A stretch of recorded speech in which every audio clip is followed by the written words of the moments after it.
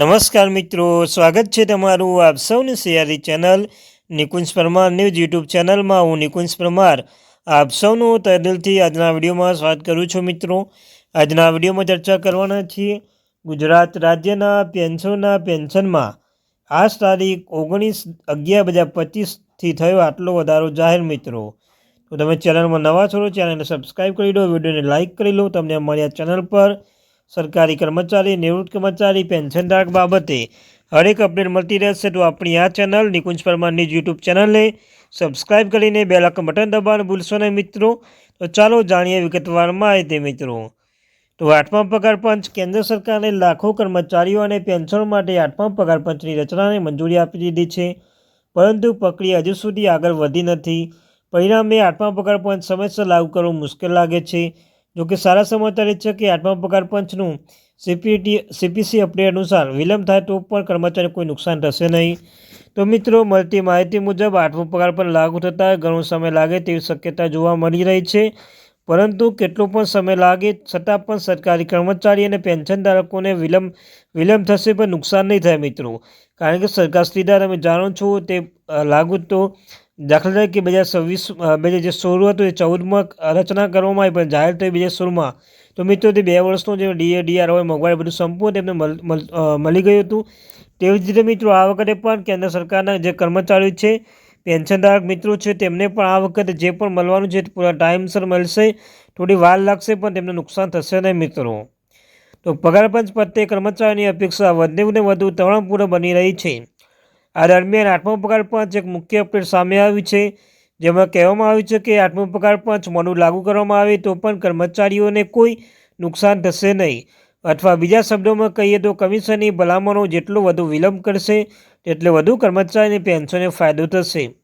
તો મિત્રો, આના પછી સ્પષ્ટ થાય છે કે ગમે તેટલો વિલંબ થાય તો પણ પેન્શનધારક સરકારી કર્મચારીઓને ફાયદો થવાનો છે, નુકસાન થશે નહીં.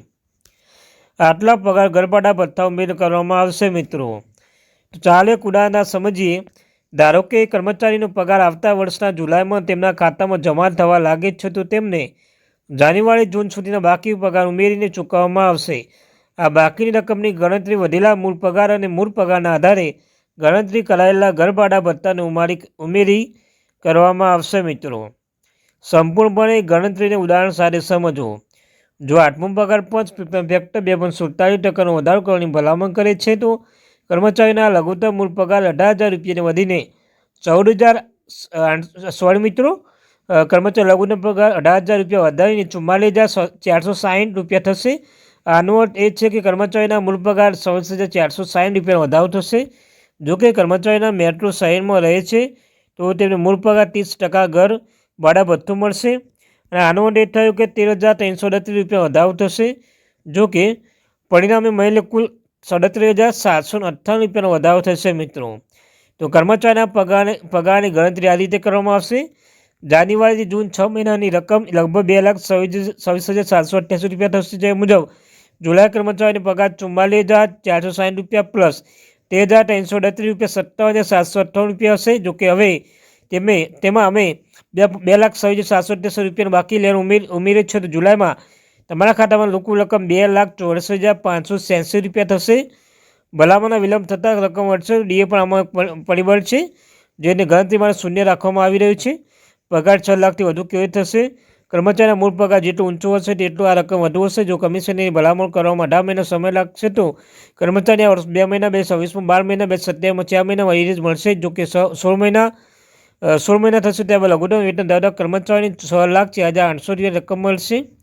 આ પરિસ્થિતિ બાકી રકમ મુજબ રહેશે નહીં, એવું કહેવામાં આવી રહ્યું છે.